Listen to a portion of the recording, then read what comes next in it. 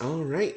Finally made time to do some recording this week, so let's get on to Chapter 2, The Carpet Bag. I stuffed a shirt or two into my old carpet bag, tucked it under my arm, and started for Cape Horn and the Pacific. Quitting the good old city of Manhattan, I duly arrived in New Bedford. It was on a Saturday night in December. Much was I disappointed upon learning that the little packet for Nantucket had already sailed, and that no way of reaching that place would offer till the following Monday. As most young candidates for the pains and penalties of whaling stop at this same New Bedford, thence to embark on their voyage, it may as well be related that I, for one, had no idea of so doing. For my mind was made up to sail in no other than a Nantucket craft, because there was a fine, boisterous something about everything connected with that famous old island, which amazingly pleased me. Besides, though New Bedford had of late been gradually monopolizing the business of whaling, and though in this matter poor old Nantucket is now much behind her, yet Nantucket was her great original, the Tyre of this Carthage, the place where the first dead American whale was stranded. Where else but from Nantucket did those aboriginal whalemen, the Redmen, first sally out in canoes to give chase to the Leviathan? And where but from Nantucket, too, did that first adventurous little sloop put forth, partly laden with imported cobblestones, so goes the story, to throw at the whales in order to discover when they were nigh enough to risk a harpoon from the bowsprit. Now, having a night, a day, and still another night following me in New Bedford, ere I could embark for my destined port, it became a matter of concernment where I was to eat and sleep meanwhile. It was a very dubious-looking, nay, a very dark and dismal night, bitingly cold and cheerless. I knew no one in this place. With anxious grapnels I had sounded my pocket and only brought up a few pieces of silver. "So, wherever you go, Ishmael," said I to myself, as I stood in the middle of a dreary street shouldering my bag and comparing the gloom towards the north with the darkness towards the south, "wherever in your wisdom you may conclude to lodge for the night, my dear Ishmael, be sure to inquire the price, and don't be too particular." With halting steps, I paced the streets and passed the sign of "The Crossed Harpoons." But it looked too expensive and jolly there. Further on, from the bright red windows of Swordfish Inn, there came such fervent rays that it seemed to have melted the packed snow and ice from before the house. For everywhere else the congealed frost lay 10 inches thick in a hard, asphaltic pavement, rather weary for me when I struck my foot against the flinty projections, because from hard, remorseless service the soles of my boots were in a miserable plight. Too expensive and jolly, again thought I, pausing one moment to watch the broad glare in the street, and hear the sounds of the tinkling glasses within. "Go on, Ishmael," said I at last. "Don't you hear? Get away from before the door. Your patched boots are stopping the way." So on I went. I now by instinct followed the streets that took me waterward, for there doubtless were the cheapest, if not the cheeriest, inns. Such dreary streets, blocks of blackness, not houses on either hand, and here and there a candle, like a candle moving about in a tomb. At this hour of the night, on the last day of the week, that quarter of the town proved all but deserted. But presently I came to a smoky light proceeding from a low, wide building, the door of which stood invitingly open.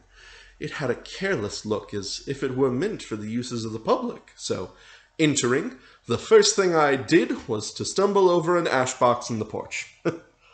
"Ha!" thought I. "Ha!" as the flying particles almost choked me. "Are these ashes from that destroyed city Gomorrah? But the crossed harpoons and the swordfish? This, then, must needs be the sign of the trap. However, I picked myself up and, hearing a loud voice within, pushed on and opened a second interior door. It seemed the great black parliament sitting in Tophet. 100 black faces turned round in their rows to peer, and beyond, a black angel of doom was beating a book in a pulpit. It was a Negro church, and the preacher's text was about the blackness of darkness, and the weeping and wailing and teeth gnashing there. "Ha! Ishmael," muttered I, backing out. "Wretched entertainment at the sign of the trap." Moving on.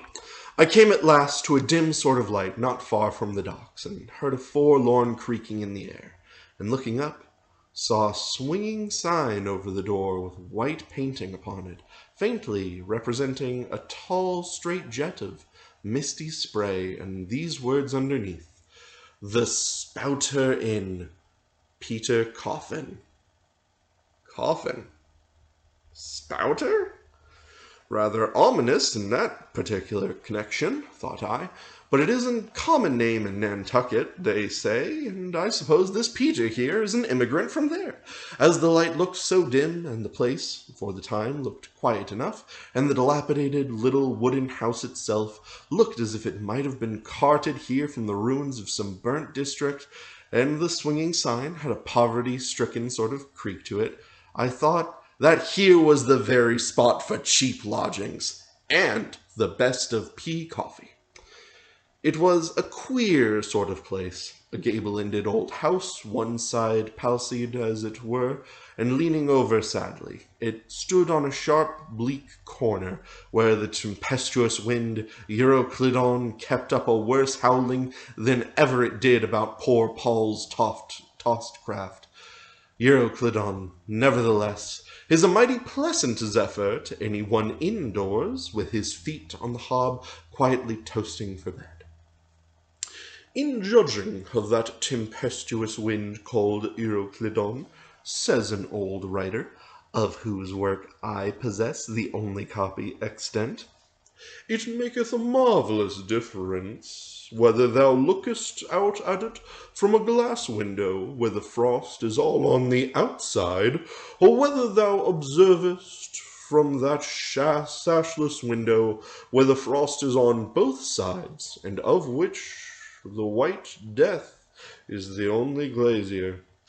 True enough, thought I, as this passage occurred to my mind. Old black letter, thou reasonest well. Yes, these eyes are windows, and this body of mine is the house. What a pity they didn't stop up the chinks and the crannies, though, and thrust a little lint here and there. But it's too late to make any improvements now. The universe is finished, the copstone is on, and the chips were carted off 1,000,000 years ago. Poor Lazarus there, chattering his teeth against the curbstone for his pillow, and shaking off his tatters with his shiverings. He might plug up both ears with rags and put a corncob on his mouth, and yet that would not keep out the tempestuous Euroclydon. Euroclydon, says old Dives in his red silken wrapper. He had a redder one afterwards. Pooh, pooh. What a fine frosty night. How Orion glitters. What northern lights. Let them talk of their oriental summer climes, of everlasting conservatories.